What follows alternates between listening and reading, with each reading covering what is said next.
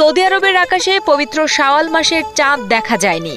সেই হিসেবে ২০ মার্চ শুক্রবার ঈদ উল ফিতর উদযাপন করবেন সৌদি আরববাসী।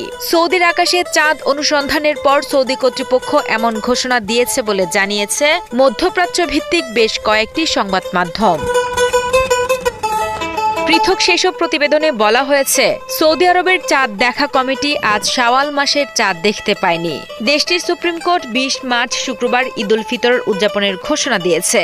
সৌদির পাশাপাশি সংযুক্ত আরব আমিরাত ও কাতারেও শুক্রবার ঈদ উল ফিতর উদযাপন করা হবে।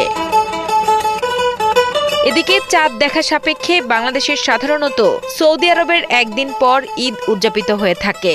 সৌদির সাথে মিল রেখে বাংলাদেশের বহু জেলাতেও ঈদ পালন করে থাকেন ধর্মপ্রাণ মুসল্লিরা।